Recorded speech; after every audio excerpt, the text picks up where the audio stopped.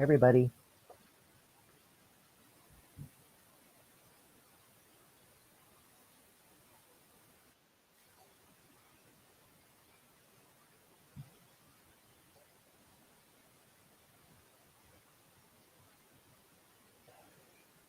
Hi, my friends. Welcome to DC Outdoors.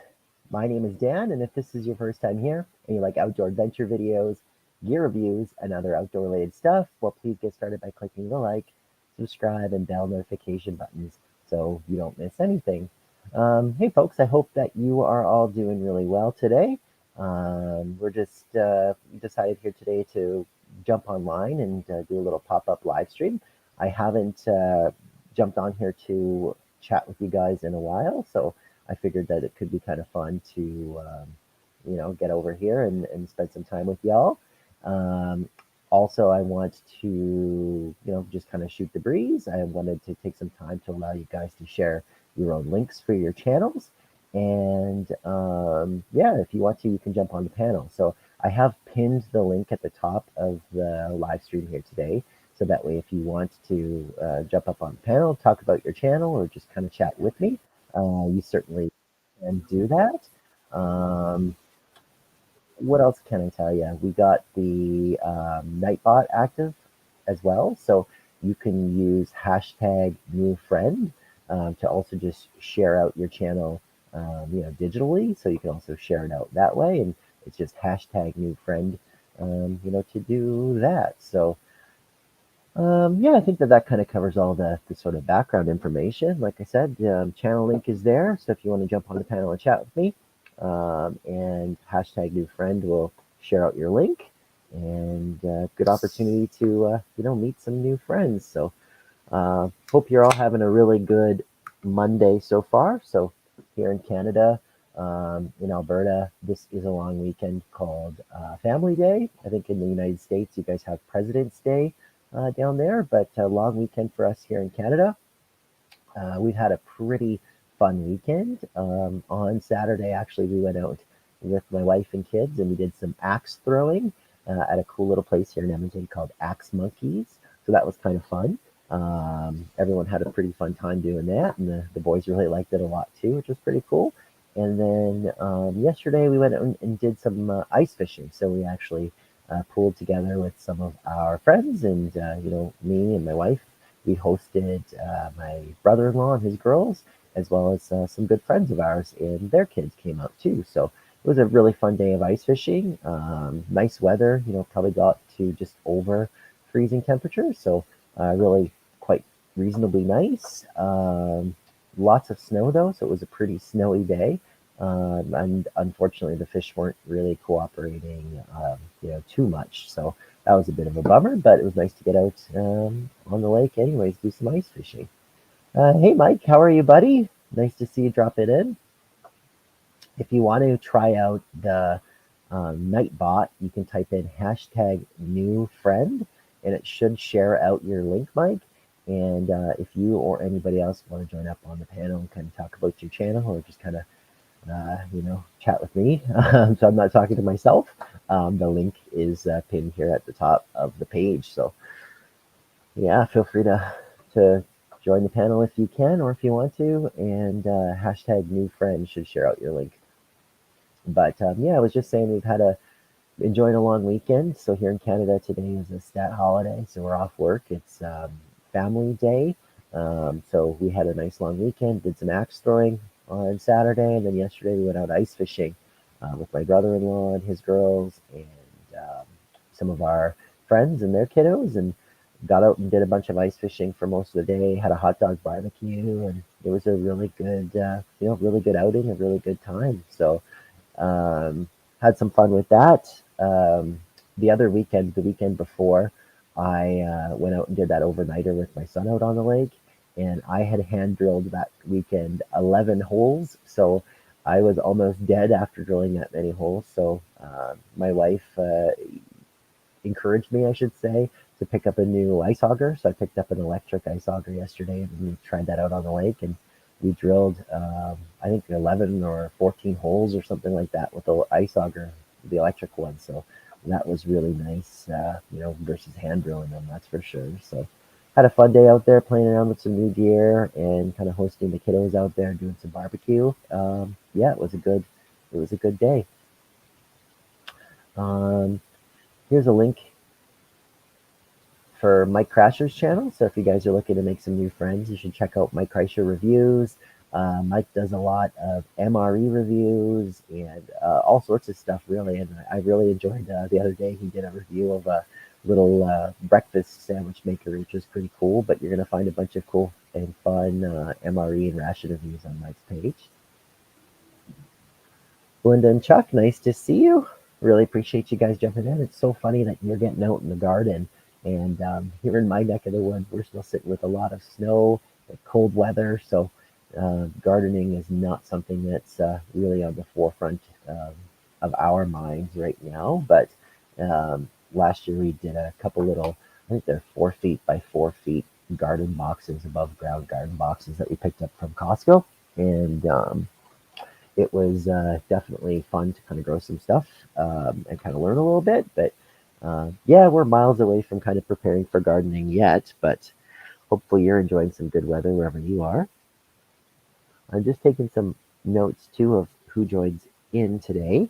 Um, I will probably throw the names of the people who joined in just into the description too, so that way if folks couldn't make it, but they want to come watch the replay, they'll be able to find those links much more easily, versus sifting through the whole video. So, plus I don't think that the links are always clickable in the replay. So, and I know that they're not clickable when I share the links just by pinning the messages like this. Just kind of taking some notes there as well. South Mississippi. That's awesome that you guys are already out in gardening. Are you guys growing fruits or vegetables or flowers?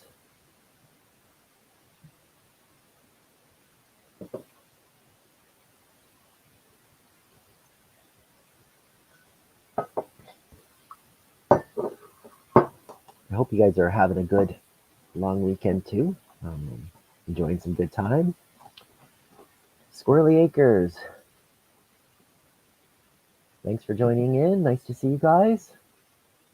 I like that I noticed you changed the name of your channel to Squirrely Acres Family Camp. I think that there was a little bit of a change there on that front recently.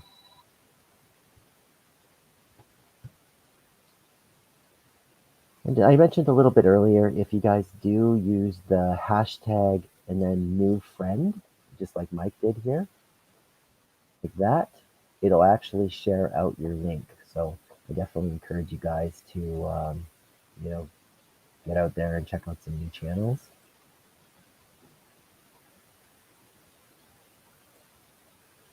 Mike's at work today, so appreciate him, multitasking by popping in here today. Gordon and Chuck planting bush beans. Already have potatoes in the ground. That's awesome. Good for you guys, man. That's is that early to kind of get started, or is that typical?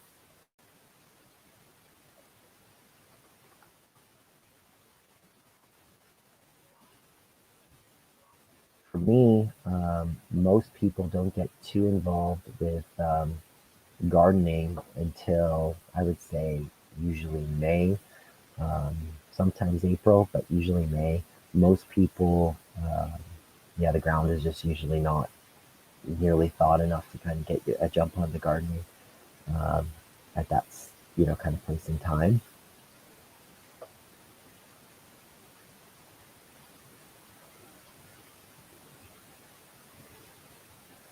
And I guess if you're new here and you haven't checked out Life with Belinda and Chuck, I saw that the link just got shared in there. Their channel is really cool. It's kind of like a variety channel, I guess I would kind of put it. I mean, I think that I've seen gardening and cooking and, all kinds of stuff, really. So some gardening, cooking, trying to think of what else. I think some woodwork maybe, kind of like homesteading type stuff. So pretty fun channel, a little, good variety of stuff.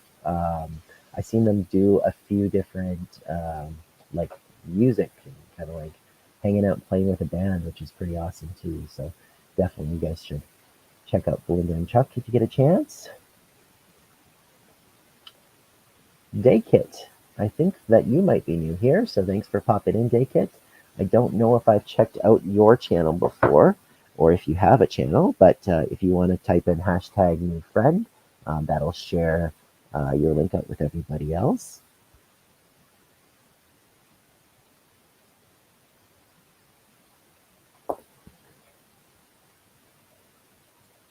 All that fluff and stuff.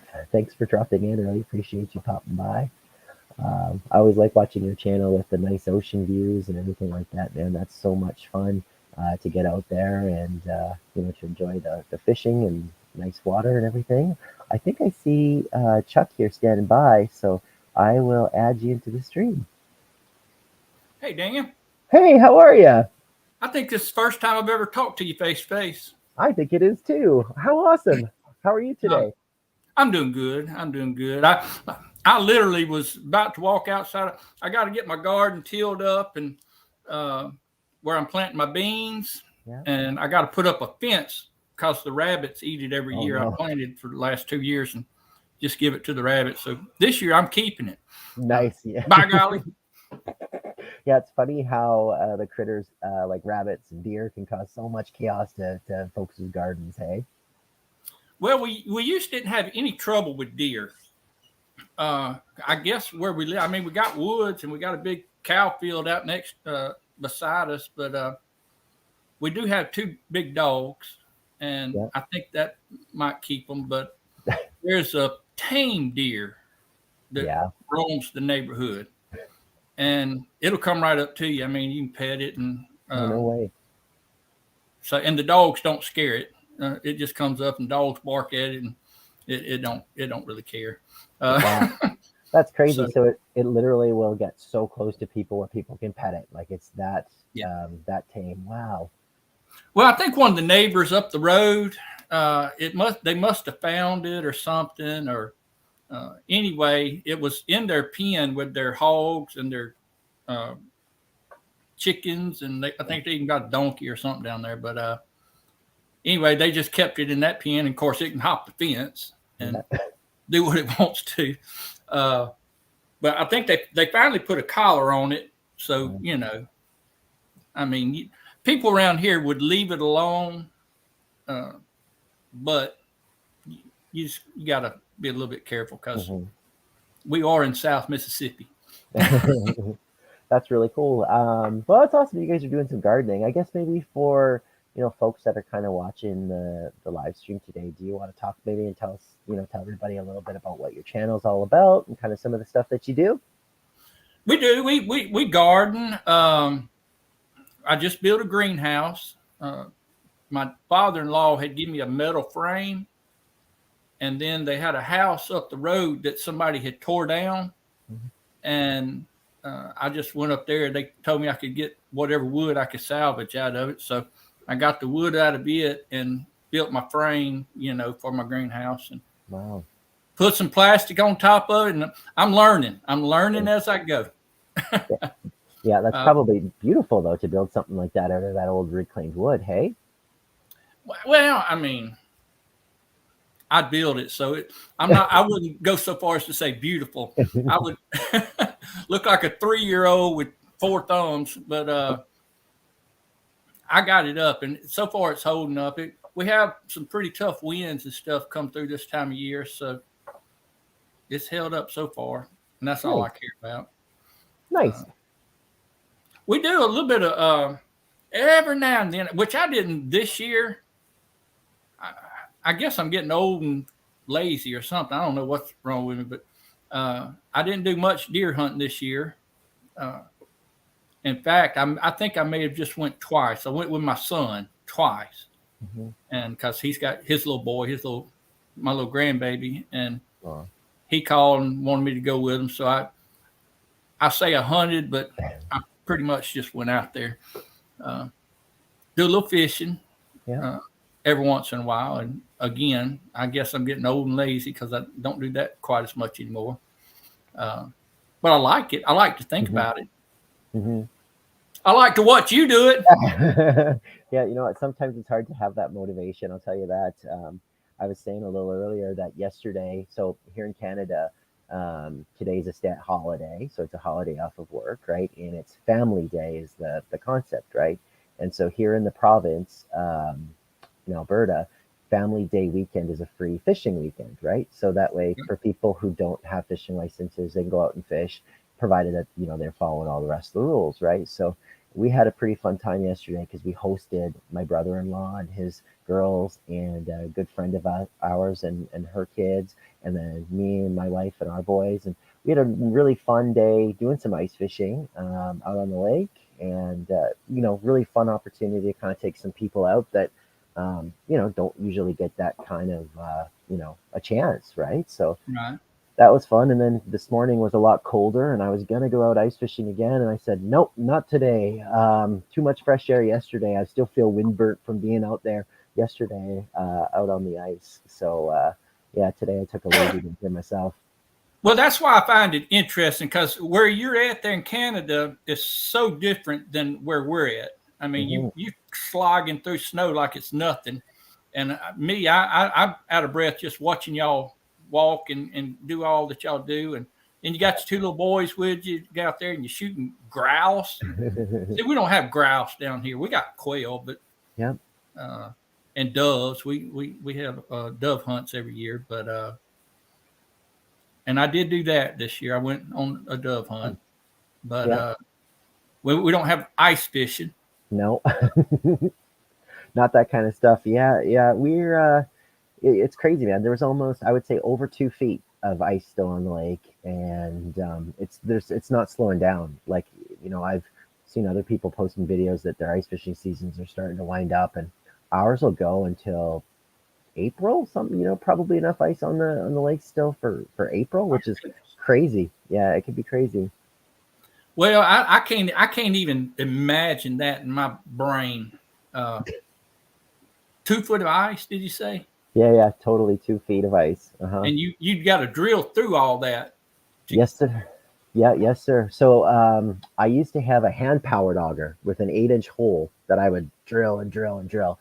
And when me and my son went out last weekend and we did that overnighter, I had drilled 11 holes. And I kid you not, when I went to bed, my arms and shoulders and back were just so spent from all that work. So I ended up picking up an electric one this week so I can go and punch the holes without dying the way that I, was. And I figured with taking out those kids, man, that's not the thing I wanted to do is have to drill, 15 holes for a bunch of kids and be sweating and having a miserable time.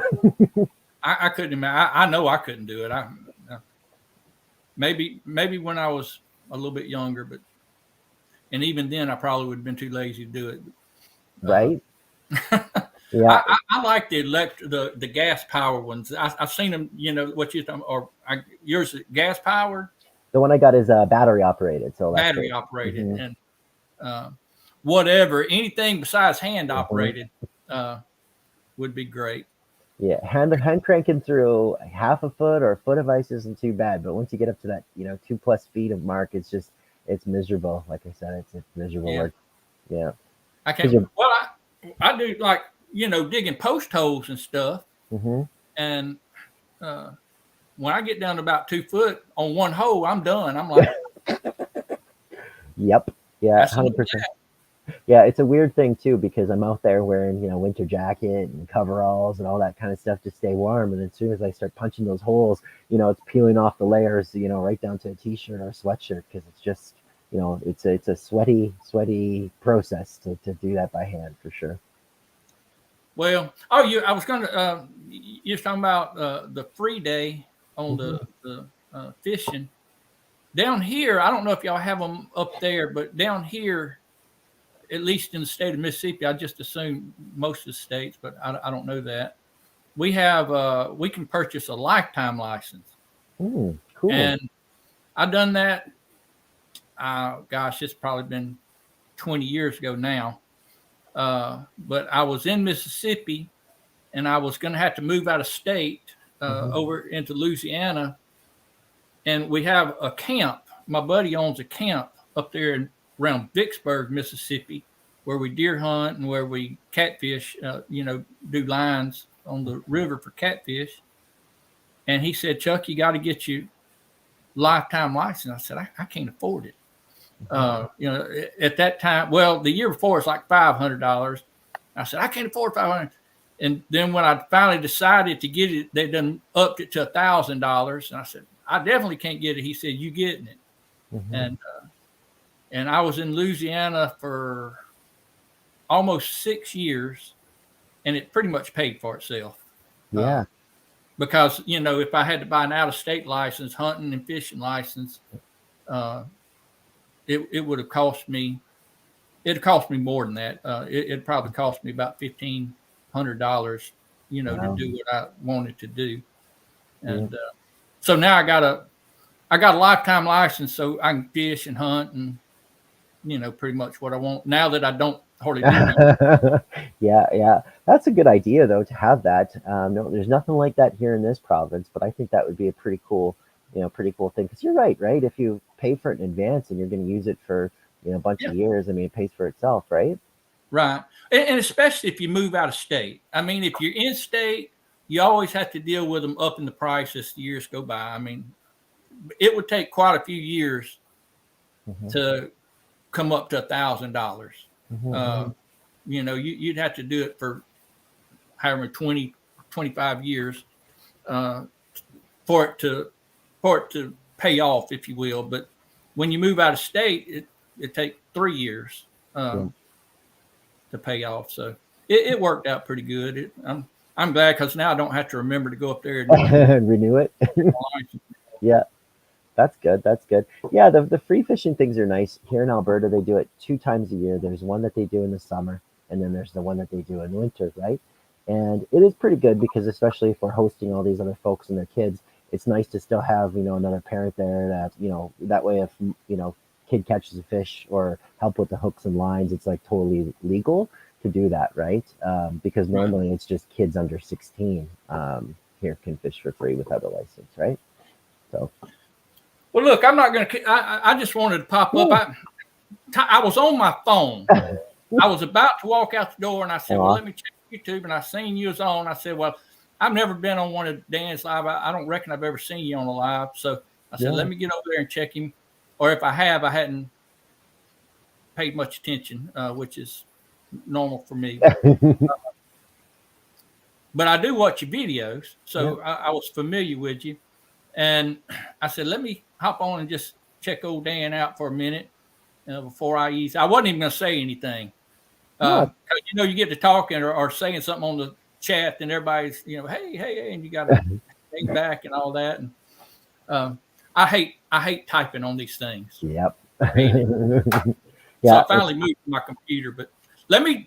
Can I throw out my my live time? Okay, I don't want to do something that you don't want, but I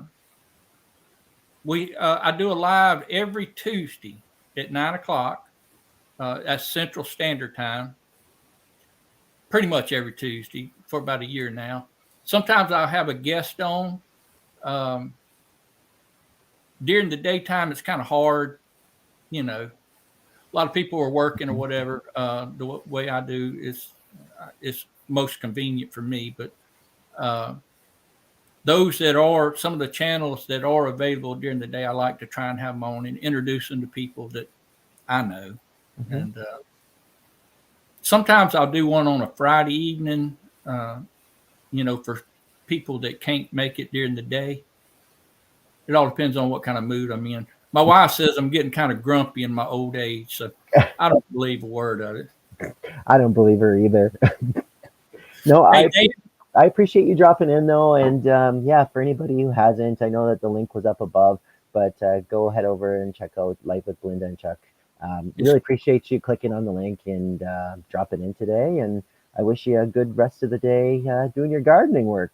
Well, I appreciate that. Good to have finally met you face to face. How do I get off here?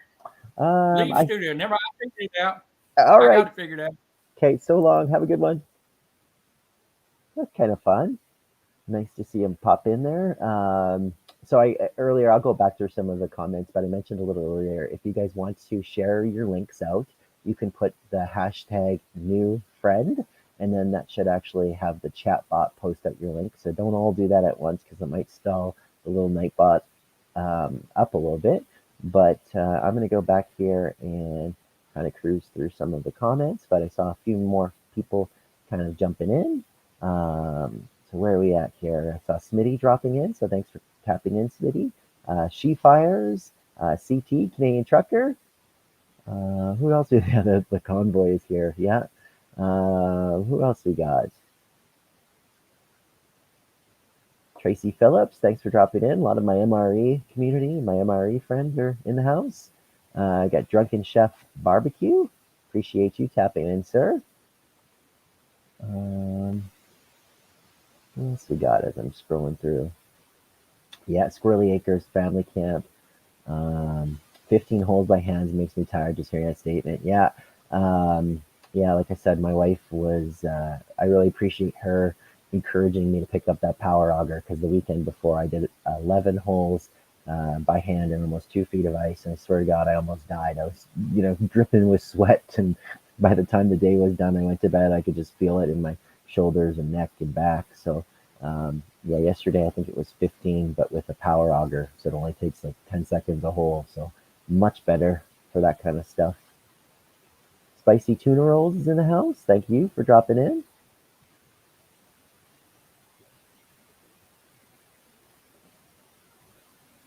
Under the stars, Eric Larson. Thank you for dropping in. I'm getting old. Don't even have a hand auger anymore. Yep, mine is going up on the buy sell, and I'm never going back to it unless I just keep it in the truck as a spare. But that is too much work, especially this time of the year.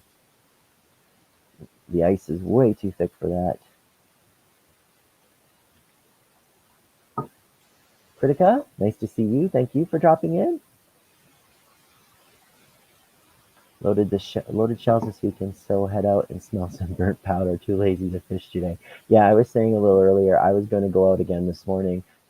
Yesterday we went out with some friends of ours and their kids, and then my brother-in-law and his girls, and we did some ice fishing just for the family day free fishing thing. So I went out and drilled some holes and set up the tent, and we did barbecue and all that good stuff for everybody.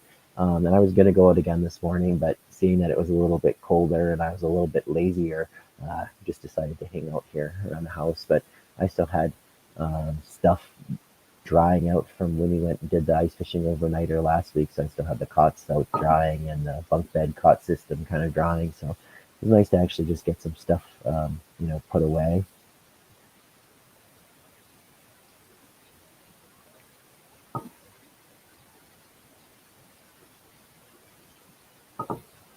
It sure does, yeah. Thank you so much again, Chuck, for dropping in. What power auger did I go with? I picked up the 24-volt Strike Master, which I got at the fishing hole on sale.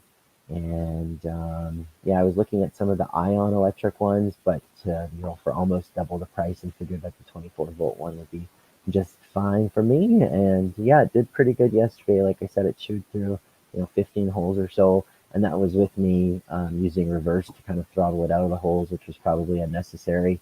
And that was with giving it a few practice spins at home to make sure the thing was actually working. Because I'll tell you what, I didn't want to drag that thing out to the lake and then find that it wasn't working. So yeah, so far on the first go, like I said, it did almost 15 holes or so. It wasn't completely dead. I think it still had 1 bar of power on it. So supposedly, I think it says it can drill up to 50, but I don't think it's going to drill 50 in 2 feet of ice. But if I can get something around 15 or 20, that's plenty enough for me. And I think I could pick up extra batteries for it too, like if I decide to, and that'll give me a little bit more drilling power.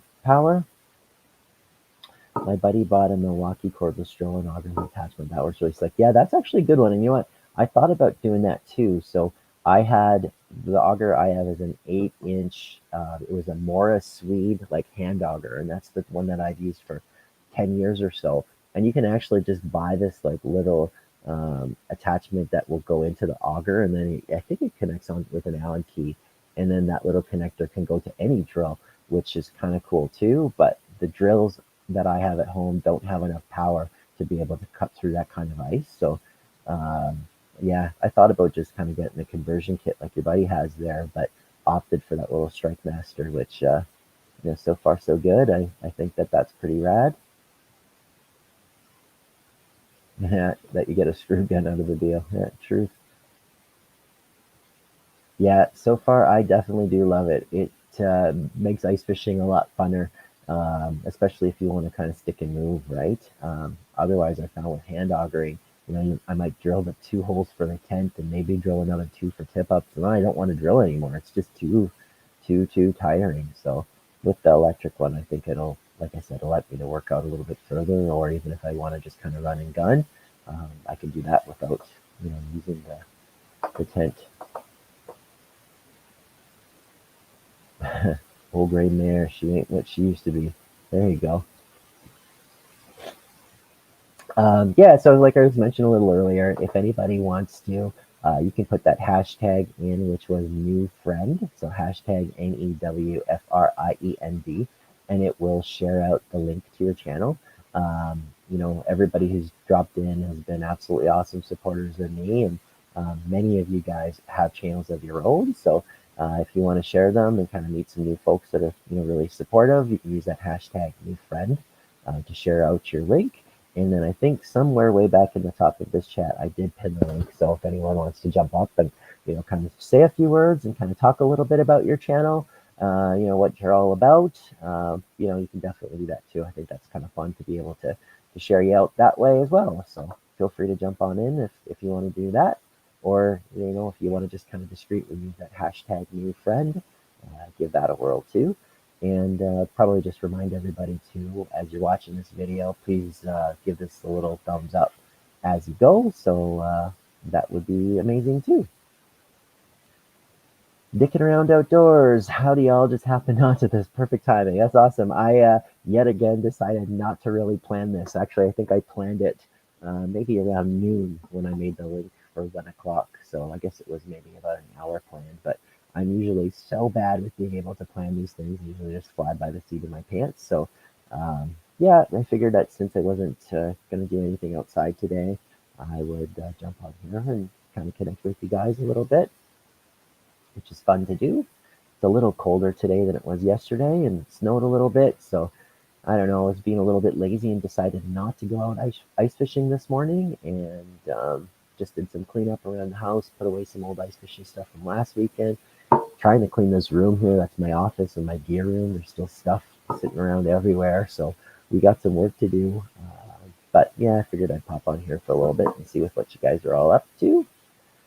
For me, like I said, I think I said a little earlier, but if you weren't here for that, I'll kind of recap. But we had a pretty fun weekend. So it's a stat holiday long weekend here in Alberta. So it's Family Day long weekend, which means today is a day off work, which is awesome. So on Saturday, we went out and took the kids axe throwing. So my wife and I went out to this axe throwing place here in Edmonton, which was a lot of fun.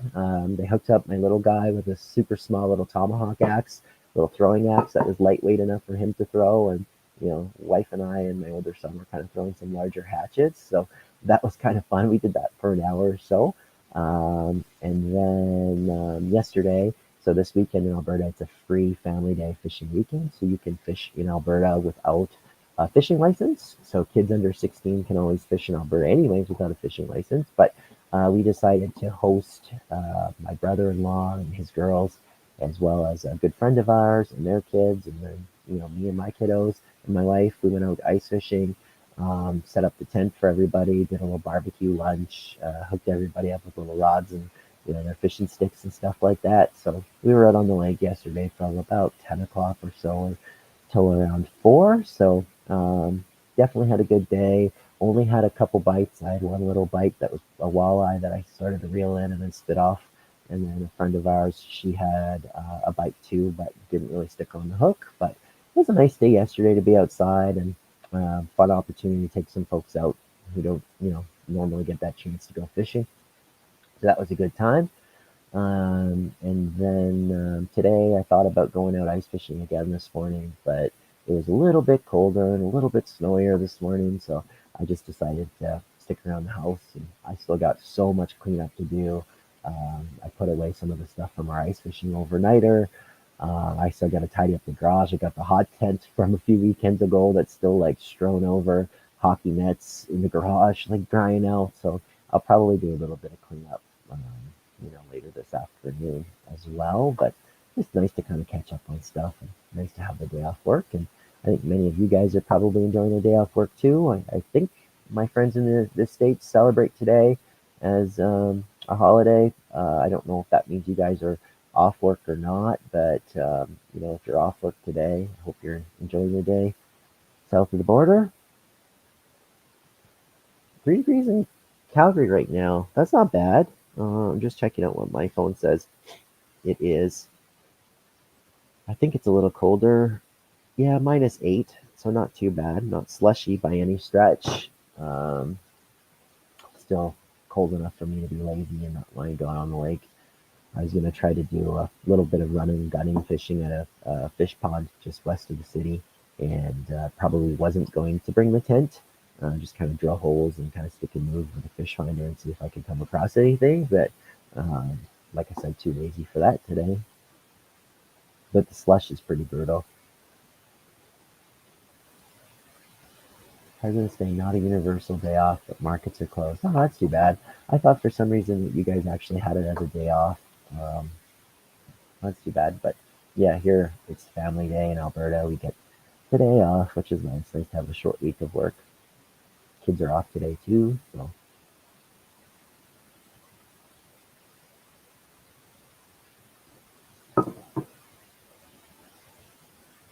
And remember, you guys can share your links out. I don't know if anyone's tried that yet, but it's hashtag new friend, all as one word, and it should share out your link. So feel free to share out your links so you can make some new friends. I encourage you, if you've come across folks in the chat that you haven't connected with before, feel free to go over to their channel, check out a video or two, give them a like and a subscribe, and meet some new friends that way. And it's fun here to have a whole bunch of different communities here between fishing and MRE reviews and some of the homesteaders and all sorts of different stuff. So it's fun to be able to kind of merge our communities all together. So I encourage you guys to use that hashtag new friend. And if anybody does want to join the panel and kind of talk about your channel a little bit, I did post the link a little bit earlier. I can reshare it, but it should be pinned at the top. You can click that link and then jump on the panel and kind of chat too about your channel if you want to do that. Yeah, isn't that truth? Hey, Smitty, 4 days to do 5 days of work. Yeah, that's exactly how it goes. Yeah, so right now I got a smile on my face, but tomorrow and Wednesday when I'm making up for having today off, I won't be smiling too much. And all that fluff and stuff, giving us the thumbs up. Maybe that's the reminder to hit the thumbs up button here on the live stream. It helps a lot. It just makes the video a little bit more prominent, and it often helps, spread out the video to new potential viewers, which is good for all of us, because that could mean new people stumble in here, which could be people that are checking out your channel. So make sure you give that a big thumbs up, like all that fluff and stuff did.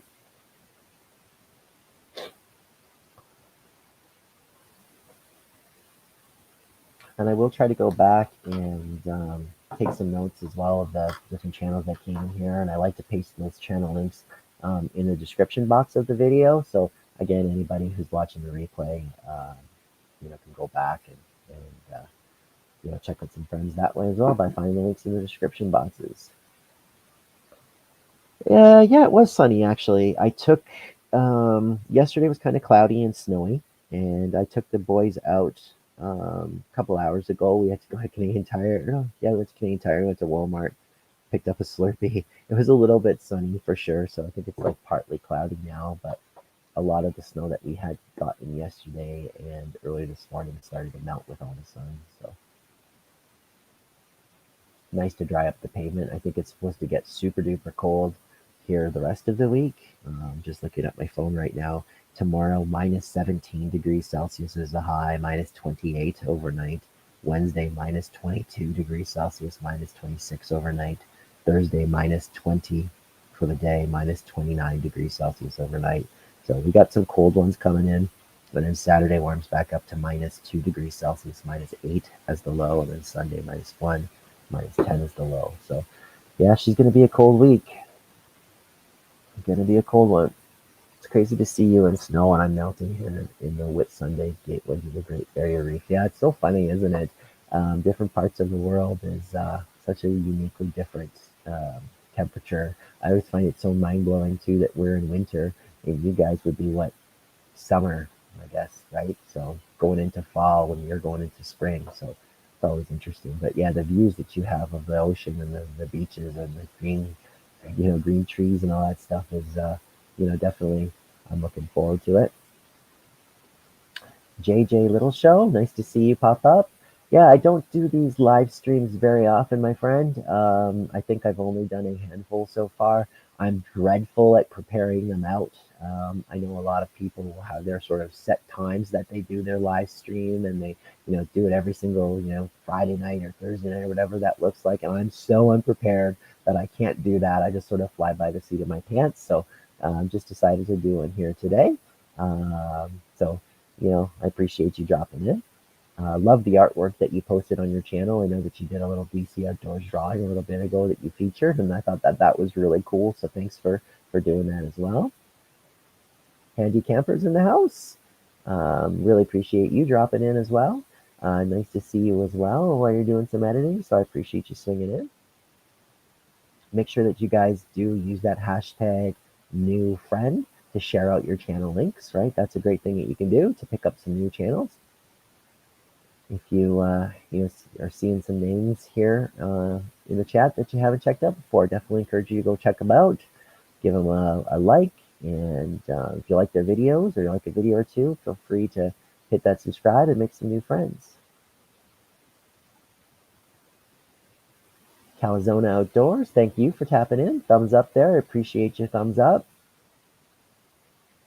Yeah, we will be in autumn on the 1st of March, but it's still hot up here until around May or June. That's so funny. Yeah, as you come out of the heat, we start to go into it. I was saying earlier, I don't know if you guys have met Chuck and Belinda, Life with Chuck and Belinda, but they were popping on here. They're down from the southeast states, and they're doing some gardening, which is crazy for us because here we tend to not really worry too much about gardening until probably May, really. Much earlier than that, you're kind of taking your chances. So, see, there you go, Nightbot, it's working. You just hashtag new friend, and then it should post your link so that way you can make a new friend. So, go check out all that fluff and stuff. Got a great channel there from Australia. A lot of fishing stuff and outdoorsy things. And I used to love, I think we used to do the scratch and win live streams too, which I don't know why I find that so addicting to watch somebody, doing scratchers. It's crazy. It's totally crazy. But I do enjoy them. You're welcome, DC Outdoors. I'm disabled, but I like to send out 20 packages at a time. It'd be cheaper on me on that way. I still go at work, and I can send it out to you if you like me to. Oh, that's really kind of you. I just thought it was super cool that you even decided to make a little logo for me, man. That was really, really awesome. So I really appreciate that. And there's your link. That's pretty cool. I haven't been live in about a year. Yeah, I have. I did one in January. I think I did one in December. I think I've been kind of doing maybe one a month. I did one in November hunting camp, and I think I did another one in October hunting camp too. So, yeah, we've been having some fun, but like maybe doing one a month, and super intermittent. Like I said, I wish I could schedule them out in advance so people could kind of like, um, clear time to attend or whatever. But for me, it's just so difficult to do that. Obviously, with working work 5 days a week. Kids are in football and doing different stuff like that in the evenings, and then with trying to get outdoors, there's just not a lot of leftover time. So hard to prepare that time. So I just tend to kind of fly into these as like little pop-up live streams. But I always appreciate when people swing in, even if it's just for a few minutes or if it's a little bit longer, right?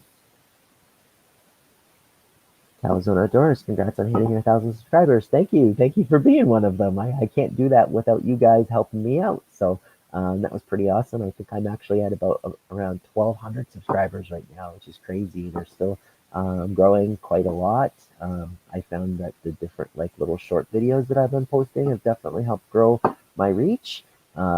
Right now, I'm working hard on trying to reach the 4,000 watch hour. So I don't know if everybody's aware or not, but in order to be eligible to be a part of the YouTube Partner Program, the two criteria is to have 1,000 subscribers, and then the second piece is to achieve 4,000 watch hours. So I think I'm at around 25 or 2,600 watch hours, and that's in an annual kind of like 12-month period. So definitely trying to chip away at some of those watch hours. I think it would be pretty cool, even to make a few nickels here and there, off the little commercials that YouTube is already putting in some of my videos. So I think it'd be pretty cool to be a part of that program. And yeah, eventually, I think if I even got a check from YouTube big enough to pay for a tank of gas, and go out fishing or something, I think that would be super duper rad. So, but thank you, Calzona, for the congrats. I appreciate that.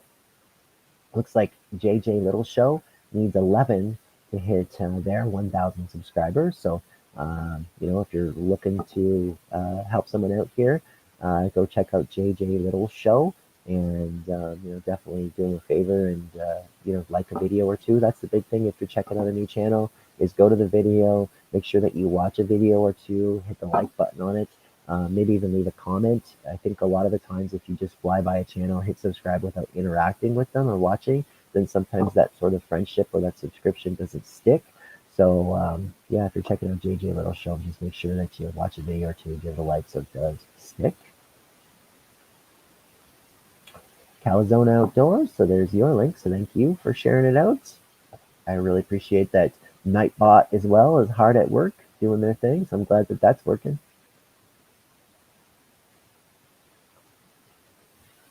I did have a great time when you jumped on the live stream. I think I kept you. I think I told you I was going to keep you for half an hour, and I know we talked a whole lot more than that, probably an hour and a half, but that was a lot of fun. And I've been seeing some videos of you guys lately in a pretty green and lush place, so I'm wondering if you guys are traveling around again.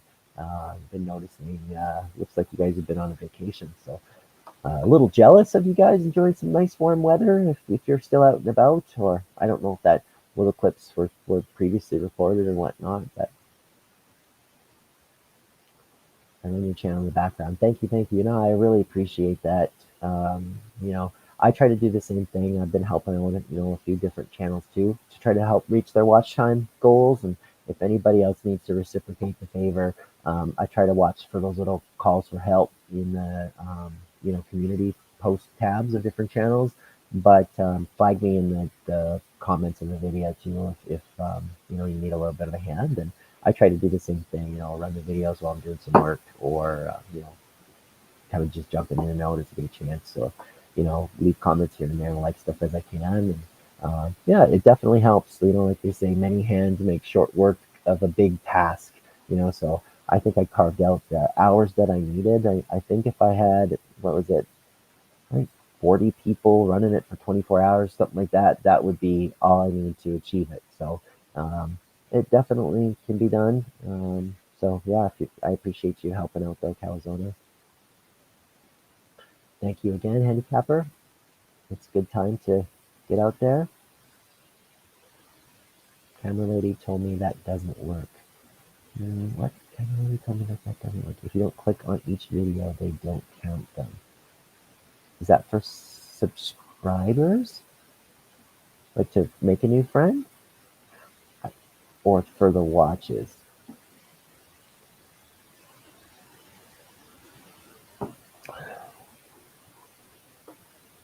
I know that sometimes if you click on somebody and you're trying to friend them or subscribe to their channel, and if you just kind of dodge in, click it, and then leave, a lot of times those don't stick.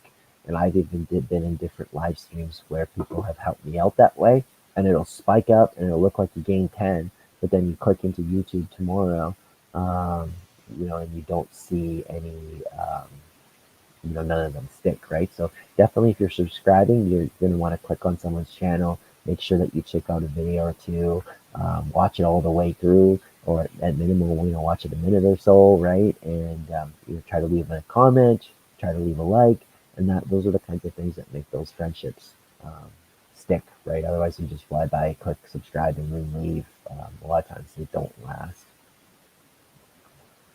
Dicking around outdoors is the same for watch time. So do you mean for watch time doesn't if you don't click on each video they don't count them? Oh, so you're saying if you run a playlist that doesn't count them? Or do you have to actually physically click on each video? I don't know. There's so many different. Maybe you can clarify that. Or maybe I can trick you to come up on the panel to talk to me. The offer stands.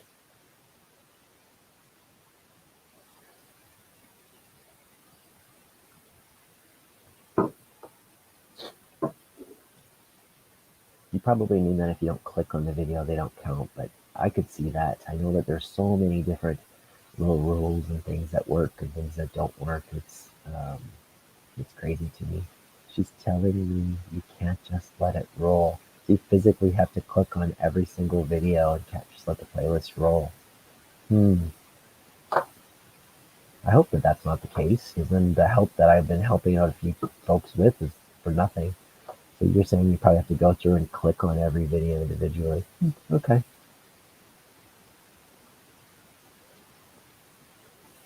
Hmm. Oh well, such is life, I guess. It's definitely a hard feat. I don't know, like they make it. They don't make it easy.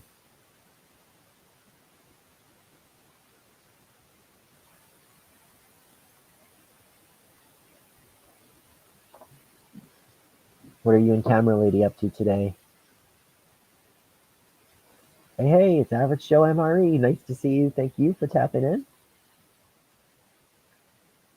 If anybody's new here, you can type into the chat hashtag, so like the number sign, and then new friend, all as one word, and it will share out your link to everybody else. So I encourage you guys to do that and make some new friends.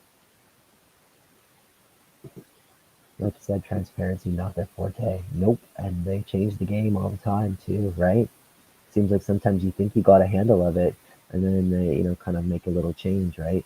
Um, it's almost like these shorts, right? I've been trying to put out a short a day now for the last few months, and it's definitely helped with growth. But as I'm aware, none of the watch hours or watch time from the shorts counts at all to any of the watch time goals, which is a bit of a bummer, because I know that there's certainly commercials in that. I think that they can count the views, like if you get a absolute ton of views, they kind of count that. But yeah, we're gonna make a video, but it's too windy. Yeah, that's a bummer. Yeah, it's hard filming in the wind, man. I'll tell you that much.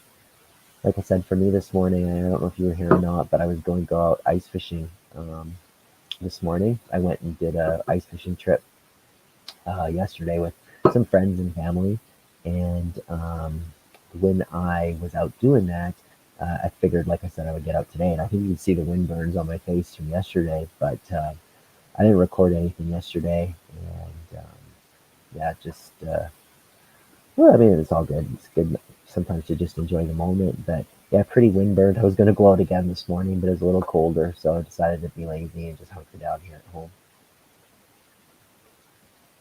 Yeah, I don't know what Nightbot is going on about. Stop spamming symbols. Sorry, Joe. Nightbot is this like little robot thing that's going to help me if you type in hashtag new friend. It should share your channel out.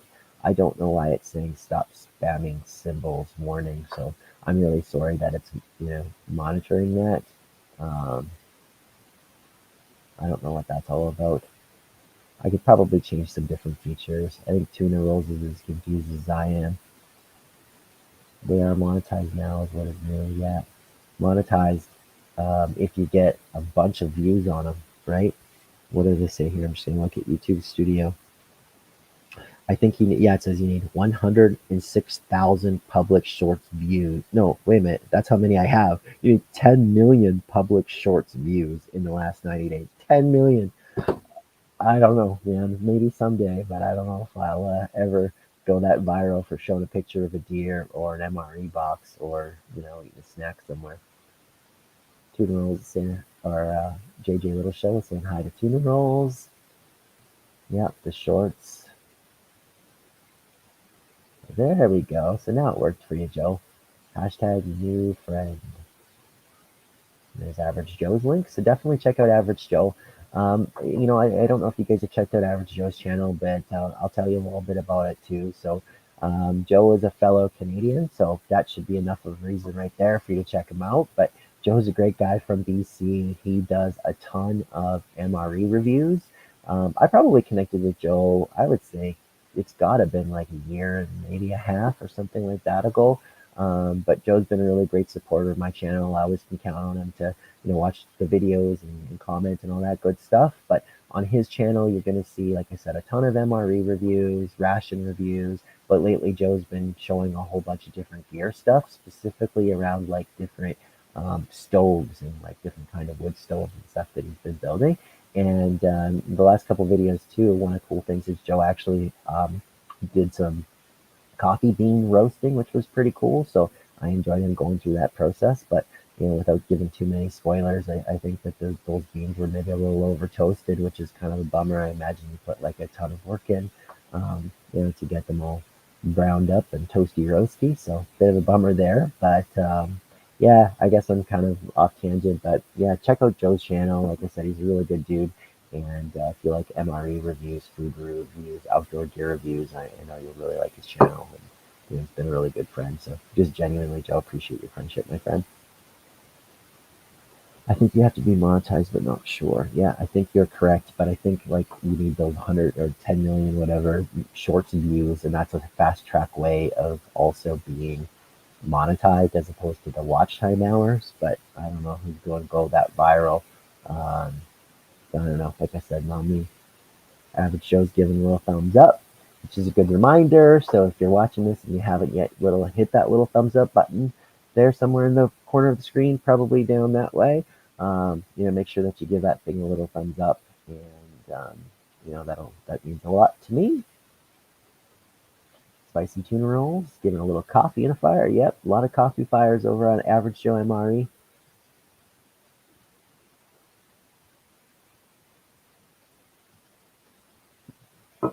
And the link's still there at the top, so if anybody wants to chat about their channel a little bit and give it a little bit of a plug, you can click the link there at the top. I think that it is pinned. Or if you want to be a little bit subtle and just sort of share out your link, you can use hashtag or # new friend to also just share your link here through Nightbot. So for me, what else do we got kind of going on here? A little bit ago, I kind of made the New Year's resolution that I'm going to do camping every single month of the year, at least one night every month of the year in 2023. It's the fall and summer is easy for me. It's the hard months are kind of this time of the year in December. December is just always so busy with Christmas, and then January, February can just be hard because the weather can be kind of cold and crappy. So I was pretty excited that in January I was able to take the boys out. We did that hot tent camp out in my Alaknak hot tent. So we did a little overnighter about an hour away from home and did some small game hunting. We were looking for rabbits and snowshoe hare and hiking around. And we cooked up some food and yeah, like I said, went for a few walks and stuff. So it was nice to get that one under my belt. And it was the first time ever that I was able to bring my littlest son with me in the hot tent for a camping trip like that in winter. So my older son spent some time with me in hunting season back in October, but first time out for the little guy. So he was pretty good, pretty resilient, and the two dudes did a good job helping me prep the space for the tent and splitting some firewood, and put them to good work. But yeah, it was nice to get that first camping trip under my belt in January. In February, so a couple weeks ago, I did a ice fishing overnighter. So I took out my ice fishing tent and my oldest son, and we did a little overnighter out here about an hour away from home. Really fun trip. We got to try a new piece of gear. I got this awesome set of it's called a cot lift kit, where you can actually turn two standard cots into like a bunk bed system. So I picked up that. I've been watching it for a little while from the company that manufactures them here in Alberta. But I picked up mine used from Facebook buy sell. So we were excited to try that out a couple weekends ago and did an ice fishing overnighter. So it's nice to have January and February under my belt. I'm not sure what I'll do in March or April. I hope that I can get like a bushcraft style camping trip maybe in one of those 2 months, or maybe a camp out just in my little one man recon tent. So we'll see, but we'll plan to do some fishing, some camping again coming up, and then usually it's pretty easy for me in May, June, July. August, September, October, November. Those are easy months for me to do some camping trips with hunting and just regular camping. Yeah, and we'll see. But yeah, trying to set that goal of camping at least one night every single month of the year. One other thing I'm thinking of maybe trying to do, and I don't know if you guys would be into this or not, but I've seen a lot of stealth camping stuff online, so I'm a little curious about stealth camping, and I wonder if any of you guys would be interested in stealth camping videos. But I think that could be kind of something fun to maybe do in the future too. Maybe that might be a March or April project. So JJ Little Show jumping on the Average Joe MRE train. So that's nice to see people making some new friends. Spicy tuna rolls. JJ Little Show is also showing some support to spicy tuna rolls, which is awesome to see. Fish on Alberta Outdoors. Just got on the phone and seen you doing live. Thanks for dropping in, man. I saw you were doing a bunch of fishing this weekend, I guess up at Cold Lake. So I really appreciate you dropping in and saying hello. And I noticed a little video pop up in my feed. I think it was earlier this morning. I don't know. I was up early today, but last day or two, I saw a little video pop up on my feed from you. So that was really nice to see you back around here. And yeah, you and I got to hook up and maybe do some ice fishing here. In the next month or two. That'd be pretty fun as well. But I appreciate you dropping in. And I wonder, you'll have to let me know if you're streaming from the ice hut somewhere out on the lake. JJ Little Show saying hello to Fish on Alberta Outdoors. Add your link. I will sub you. So I think that's the key. So JJ Little Show, do you want to drop a link, or I can also find you here too. JJ Little Show. I think I can find you.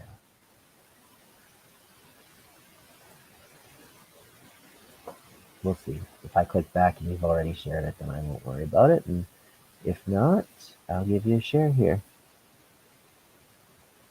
Okay, JJ Little Show's got it already, so he's got it taken care of. Who needs me?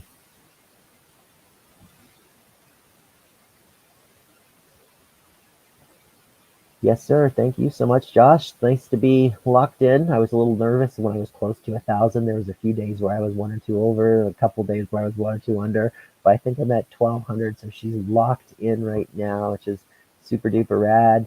So I'm pretty happy to be locked in at 1,000. I don't think, unless I do something really catastrophic to the channel, I hope I don't lose them. I was saying a little earlier, Josh, the thing that I'm working on right now is part of the YouTube partner program is getting the watch hours. So you have to get 4,000 watch hours in a rolling 12-month period, as well as the 1,000 subscribers, which unlocks the partner program, or monetization, if you want to say the scary M word. But yeah, for me, I wanted to jump on to that program. I think it'd be pretty cool if YouTube paid me a nickel here or there for the toothpaste commercials that they stick in here into the odd DC Outdoors video. So I'm working away at those 4,000 watch hours right now. I think I'm about 2,600 watch hours. So yeah, if any of you guys got some free time on your hands and you want to go watch some old episodes, or even just being here today helps out with that as well. So trying to chip away at that goal.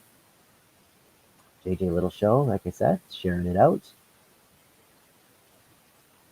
Yes, we do, bud. Thanks. I wonder if you're talking about the fishing. Sorry, I'm so slow on reading the comments, but I wonder if that means you're out in the lake right now. Off the Hook Outdoors. Nice to see you, Ted. Thank you, sir, for dropping in. JJ Little Show is still chipping away at his quest to hit 1,000 friends. So I think he was 11 away initially, and now he's only 7 away. So, if anyone wants to support JJ Little Show, his link is over there. And it'd be pretty cool if our DC Outdoors community could get him over the top.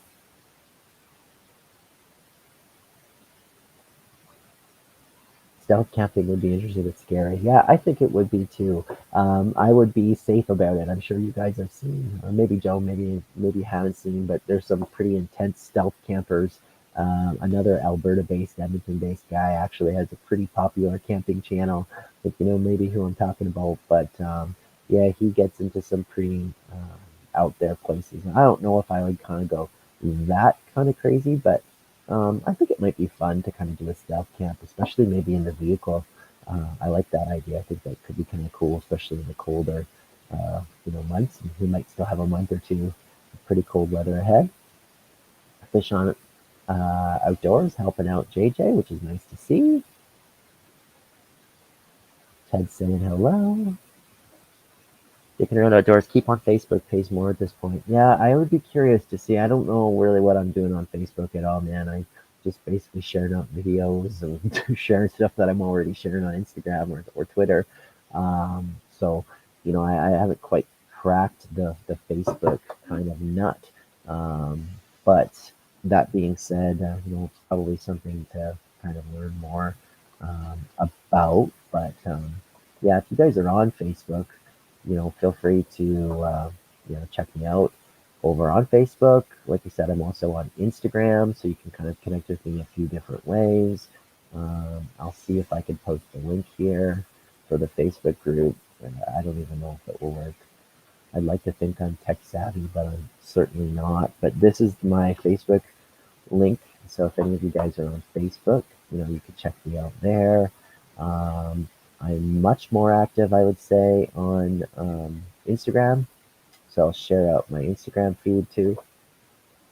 A lot of the times, I'm a bit lazy and I'll kind of share out the same things on Instagram that I do on Facebook. So you can kind of connect with me there too. Um, if you're on that platform, and then I don't know what's going on Twitter, but I'm still on Twitter. That one is kind of losing me, to be honest. I feel like sometimes it's a little out there for me. And like I said, don't know exactly what's going on that platform, but we're still on there. But you can also connect with me on Twitter if you're on that feed. We got some fist bumps going on. JJ Little Show helping back out, showing love back to Fish on Alberta Outdoors, which is nice to see. You well on your way, bud? That's good. Oh, this is awesome. Yeah, it's nice to help out. So JJ Little Show only needs 5 to get to his 1,000. So just make sure that when you are checking each other's videos, sometimes those subscriptions kind of go up, those friendships go up.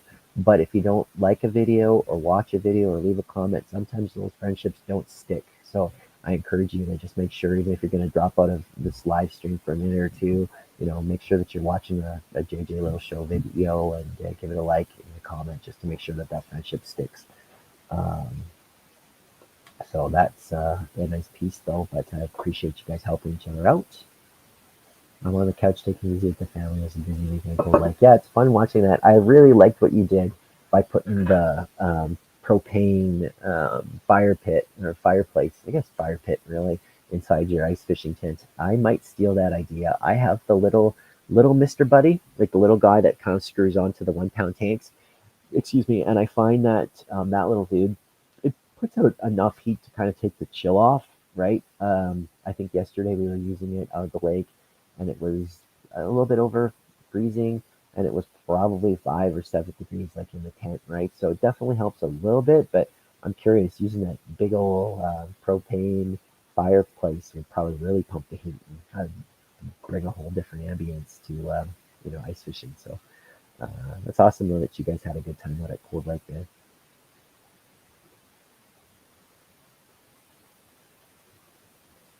I will. I definitely will. Yeah, the Facebook thing is certainly something I could probably learn a little bit more about. And definitely probably do a little bit of a better job with that platform.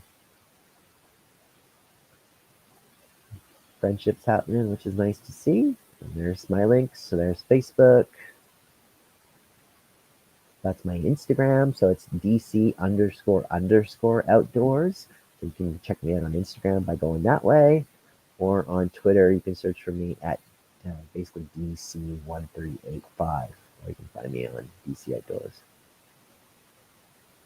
the overlap as well between the platforms. It's the easiest way to do it, right? Especially when you can kind of post on one and then just like uploads the picture or the video on there. So yeah, I probably should, like I said, going back to what I said earlier, probably should play around with Facebook a little bit more. JJ Little Show saying hello to Dick and Outdoors. So yeah, just to remind everybody again, if you type in that hashtag new friend, so hashtag NEWFRIEND, it will share out your link to everybody in the chat.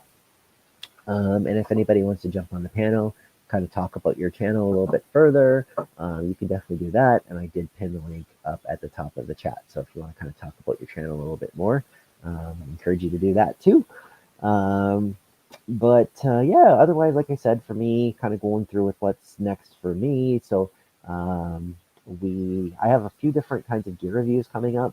I have one that I used to actually seal up my Alacan cod tent. So when I went and used the hot tent during hunting camp, I did burn some spark holes through it. So I did shot a little review of this basically sil nylon silicone tent sealer that I used to fill in some of the burn holes. I have a really cool partnership, I guess, if you will, video coming soon too, where a company reached out to me and asked me to review a product of theirs, which totally falls in line with the things I do. So I'm excited to get that going. We got lots of MRE reviews that we can still do, so a few different things there. But we'll be doing a lot more ice fishing for sure throughout February, March. We'll probably switch over and do a little bit of shed hunting as well, kind of March and April once the snow kind of melts away a little bit longer.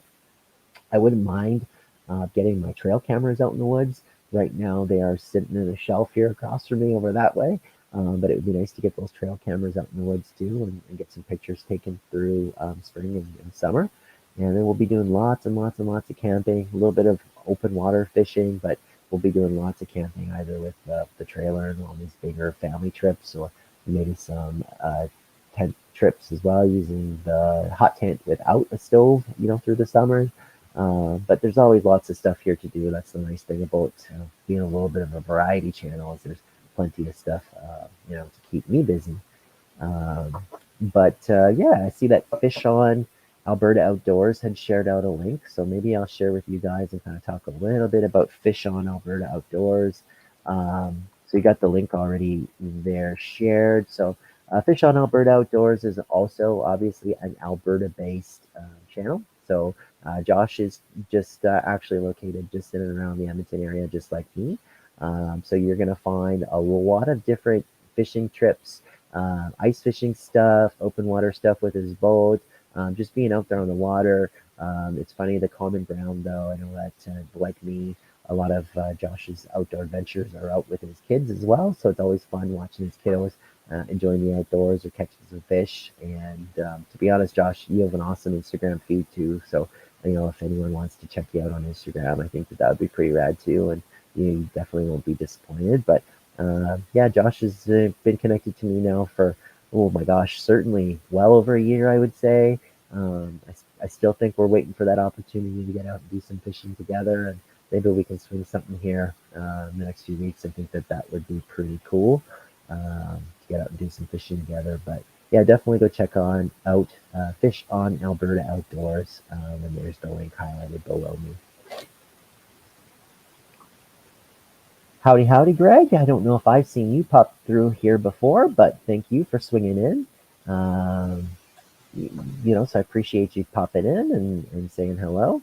DC on the live. Hell yeah. I don't do the live streams very often. I was saying, I think I've been averaging maybe one a month, and they're never, ever, ever planned. Most channels will plan them for, certain set night each week or whatever, certain set time each week. I don't do that. I just, with work and kids doing stuff, I just simply can't not, see a day in the future, never mind a week, right? So I just decided today to pop on and do a little live stream. So I appreciate you swinging back through. It's nice to see you dropping in. Camp Challenge Alliance. Yep, the Camp Challenge Alliance is pretty cool. I haven't really participated yet in any of the Camp Challenge Alliance tasks, but definitely I know that the one that they did lately was I think indoor camping, if I'm not mistaken, or something of that sort. So definitely the Camp Challenge Alliance is a cool hashtag to follow as well. If you're looking for camping videos, especially if you're looking for some inspiration, right? Um, I think sometimes as a content creator, it can get a little bit like taxing to think about with what you want to do next. So the Camp Challenge Alliance is pretty cool because if you're looking for something to jump on just as a trend, you can see with what they're up to and jump right on into it and kind of go with the flow. And it's kind of a cool way, like I said, to get some different ideas. I am new. I have so many channels. Sometimes forget comment or videos, but I always try to hit the like. Oh, I appreciate that, Greg. Yeah, it's hard, man. It's really, really hard to keep up. We were away on vacation earlier, I think end of January, beginning of February, and I think I just missed like 5 days, right? Like 5 days of not following YouTube channels, and honestly, it made me feel so overwhelmed. Because that list is just gets so long of stuff to watch, right? And I think that here over the last couple days, I've been able to kind of chip away a little bit at that list, and I think I'm almost caught up. But yeah, it's definitely a real task sometimes to kind of get caught up on things. Like if you just blink or have a busy week, right? So I appreciate though that you always try to hit the like. That means a lot. And all of the support, man. The comments, the likes, the watch, the subscribe. It all really, really, really matters, and it just helps us. Helps me want to keep going, right? Um, it kind of tells me that I'm on the right track. And sometimes, I'm just talking a little bit earlier about trying to come up with ideas and find that motivation. Um, I'll tell you, having people that watch and like and comment and all that good stuff definitely helps keep me motivated. And I appreciate you jumping in here too. Oh, so JJ Little Show is still chipping away, trying to get to 1,000. When JJ Little Show popped in here maybe about an hour ago, they were what? Um, they were what? I think 11 away, if memory serves me right. And now he's all the way to 3 away from 1,000. So really appreciate everybody who has been helping out JJ Little Show. Almost there, almost at the 1,000. So really appreciate everybody who's helping them out. 5 days, I have had a few issues. Some didn't do, some did, but 4 months I was away before release. Took weeks to catch up. Yeah, like you said, it can take a really long time um, to kind of catch up, especially like if you're busy, you kind of fall off the YouTube train and whatever, right? So it can be a little bit crazy sometimes.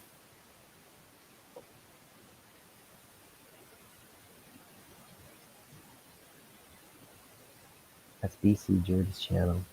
What do you mean about BC Jared's channel? Did I miss BC Jared? Or is it the Camp Challenge Alliance hashtag? Maybe that's what you meant, Joe.